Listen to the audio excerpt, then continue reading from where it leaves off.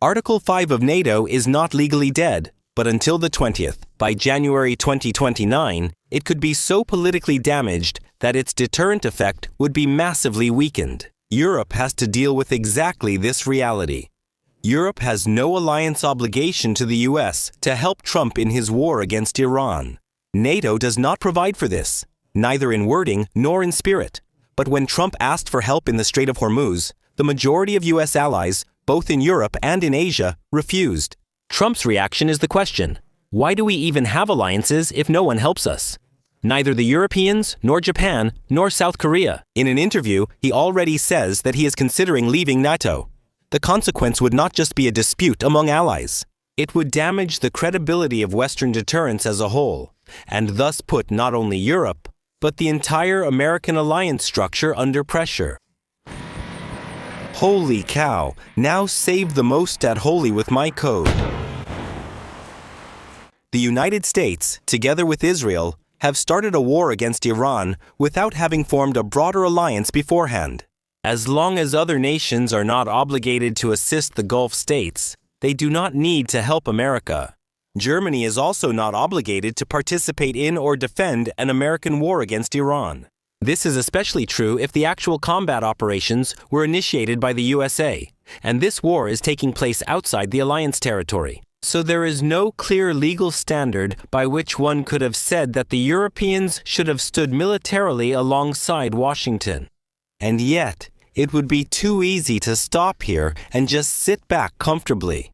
Because while it is true that Europe is not obligated to help Trump in this war, it would be wrong to conclude that this war does not concern Europe. The opposite is true. The rising oil prices directly affect Europe. If the situation in the Gulf escalates, if the Strait of Hormuz remains under constant threat, or if shipping traffic is massively disrupted, then this will have consequences for energy prices, for transportation costs, for industry, and ultimately for the general economic situation in Europe. So Europe cannot seriously pretend that this is just a distant American war that only concerns Washington and Tehran. First, energy prices and transportation costs rise. Then, inflationary pressure and economic strain increase, and in the worst case, there is even a serious risk of recession. If the Europeans were to help, and, it should be said, actually be able to help, reopen the Strait of Hormuz, it would definitely be in their own interest. There's also a second point, which is even more important strategically. If the US does not achieve a clear victory in this war, so if Iran manages to hold out despite massive American and Israeli attacks, then the balance of power in the country will not be changed in a way that Iran is subdued, that prevents it from closing the Strait of Hormuz again in the future. Then the Arab states will face a massive strategic problem. The current economic impact of the de facto blockade, and in addition, the shelling of their countries is already enormous. They will therefore have to do everything they can to reduce the risk of a recurrence. That does not automatically mean that they will completely detach themselves from the USA. But the less Washington can guarantee security, the greater the incentive for these states to act more cautiously toward Tehran, to limit their own risk, and to reduce the visibility of their role as American outposts. Saudi Arabia may expand its pipelines to the Red Sea. But what realistic alternatives do Kuwait, Bahrain, or Qatar have? For some of these states, it may actually become rational to at least limit the American presence in their own country if they believe this will provide them with greater security against future blockades or attacks. This would have consequences beyond the Middle East, as not only the United States, but the entire West would lose influence. Of course, European restraint is understandable. Trump has behaved toward allies in a way that is not compatible with classic alliance politics, not even with normal relations between states.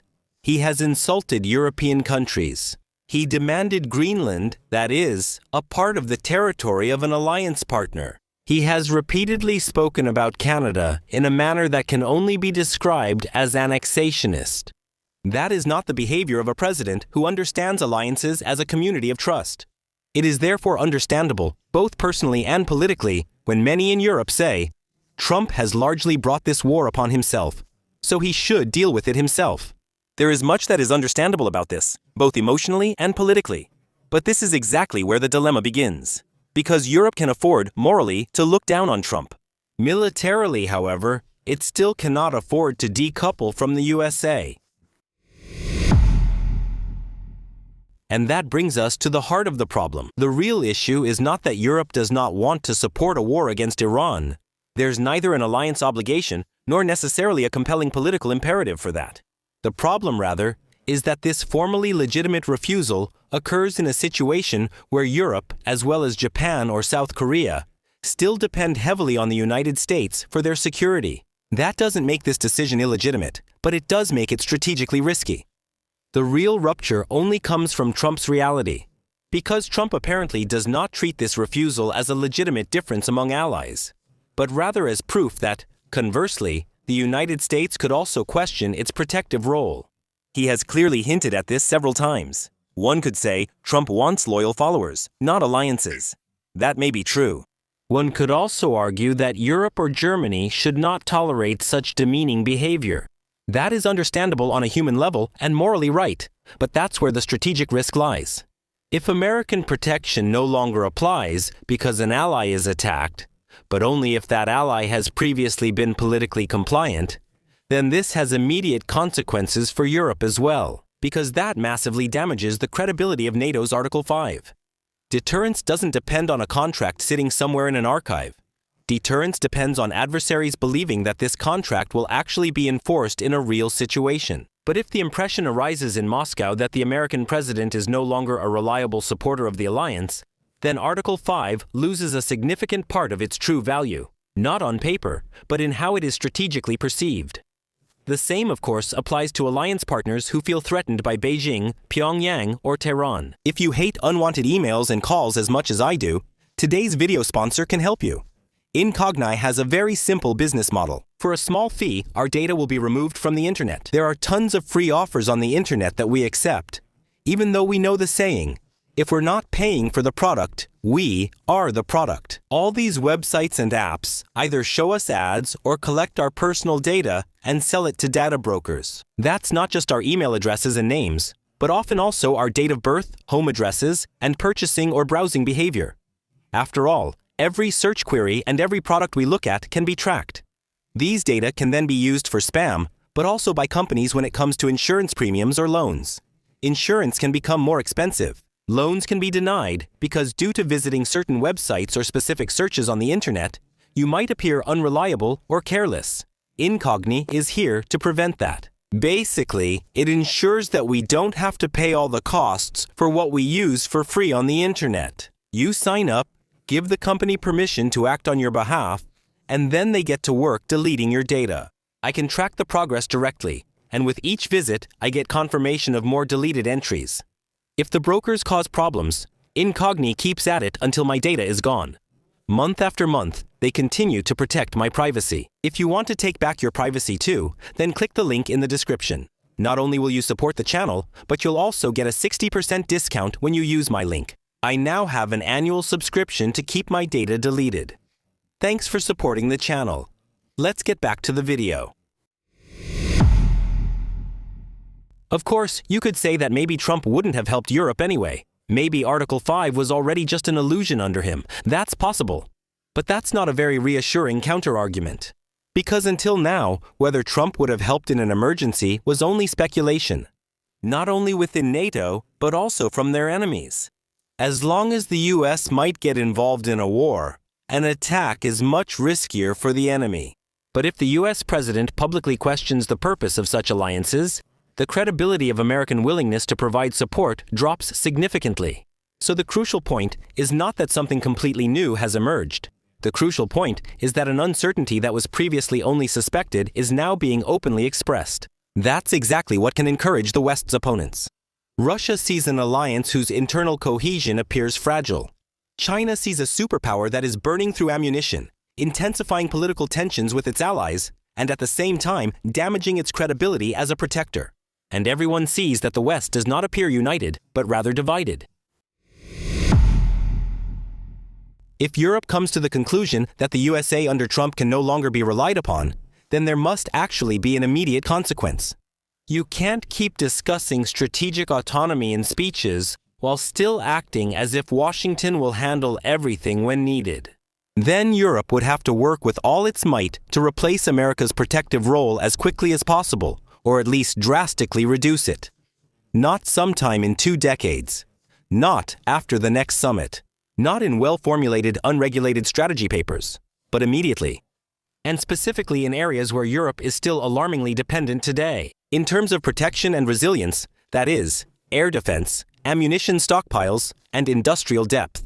When it comes to actual operational capability, meaning strategic reconnaissance, air transport, command capability, and precision strike capability. And finally, in terms of strategic sovereignty, meaning satellite support, and the question of what credible deterrence against Russia should look like if the American security guarantee becomes politically uncertain. But that's exactly what I don't see in Europe with the necessary determination so far. Yes, there's more money. Yes, there's more rhetoric. Yes, there's also more awareness of the problem. But there's a huge gap between recognizing a problem and seriously solving it. And that gap is dangerous. Europe is caught in a contradiction. On the one hand, it's understandable to resist Trump's impositions. Without the US, Europe currently has very limited ability to defend itself. Especially when it comes to Russia, Europe lacks key capabilities. And above all, the depth needed not only to start a major prolonged conflict, but also to endure it. Even Ukraine is able to hold out in many ways only because American systems, American ammunition, American intelligence, and American industrial resources still play a central role. Europe is morally outraged, but strategically still dependent. And that's exactly why the situation is so unsatisfactory. Because you can despise Trump's behavior regarding NATO and still be dependent on the United States at the same time. You can be shocked by his understanding of alliances and still see a real self-interest in the US winning the war in the Middle East. The point of deterrence is to tell a potential enemy, don't mess with me, because you'll definitely regret it. Europe has relied heavily on the US for its deterrence since World War II. Both conventionally and, to a large extent, through nuclear deterrence. But as soon as an American president openly questions the value of alliances, the credibility of deterrence is at stake, not only in Europe with Article 5, but also regarding the US allies in Asia. Trump may not leave NATO, because he would need a decision from Parliament, which he won't get, but he doesn't have to withdraw. It's already enough if opponents get the impression that Washington's political willingness to provide support in an emergency has become uncertain. That is exactly the strategic problem. Deterrence doesn't only fail when help is definitely withheld. It already becomes weaker when the opponent believes that this help might not come. And that creates new options for the enemies of the West. In 2029, there will probably be a president in the White House again who values NATO. So shouldn't one take the opportunity before 2029 to challenge a Europe weakened by a paralyzed NATO? What if that happens in combination with other alliances that are now shaky? Will Trump protect Taiwan from China, even though not even an alliance obligates him to do so? Can South Korea be sure of US support if it doesn't even send an air defense battery or a warship to support the US in the Gulf? So the real problem for the West is not just in Tehran. It's also not just in Moscow or in Beijing. Right now, it's also in Washington. The behavior of the US president during his second term has offended the Europeans so much that even willing politicians can hardly sell military support for the US to their people anymore. You can see this exemplified in Germany. Berlin could theoretically send 2 corvettes and 2 minesweepers, especially since their deployment would only realistically happen in a later phase anyway. Defense capability against Russia would hardly be reduced by this. But if the chancellor does that, then he will probably have a large part of the voters against him and will lose state election after state election without even securing reliable American help against Russia. It's hard to explain to Europeans that they should send their own soldiers to help the USA, which just recently talked about annexing Greenland in a war against Iran. But this refusal can be hard for Europeans to justify. Either you continue to believe in the American security guarantee, in which case you have to do everything possible to prevent the relationship with Washington from completely breaking down despite Trump. and at least consider offering symbolic help in the Gulf, or you no longer believe in it. Then you finally have to act as if you really mean it and build up your own defense capabilities with all possible determination and speed. What no longer works is the current situation. Dependence without trust. Big words without militarization. Mittel, sie im Ernstfall zu unterfüttern. And that's why perhaps the most uncomfortable realization these days is not that Europe isn't helping Trump, but that it's becoming increasingly obvious that while Article 5 still exists, its deterrent reliability has suffered greatly under Trump. Let me know in the comments what you think. Is Article 5 still credible, or are we already living in a Europe that only pretends to still have a reliable American security guarantee?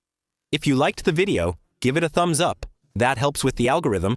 Leave a comment, and if you're new here, I'd like to invite you to subscribe to the channel and click the bell so you don't miss future videos. That's all from me for now. Thank you for your attention. See you soon. Thanks also to the supporters on Patreon as well as here on YouTube. I would especially like to thank Lieutenant Colonel Mahamori and the lieutenants, Beertainment, Robert Veal, Lichtschetre, Anti-X, Meersman, Malermeister Noggle, Marcus P., Alex Rosenthal, Matt Best, Vision Soundlab, Zig Rider, Silvio Ströver, Möter 1000 Janisgu, Sascha Müller, Cunningham, Oistress, Shadow, Jans vom Eck, Uwe die Fram, Nickname 2Bib, Carsten Schulz, Tequila 42. Thank you very much. Without you, this wouldn't be possible.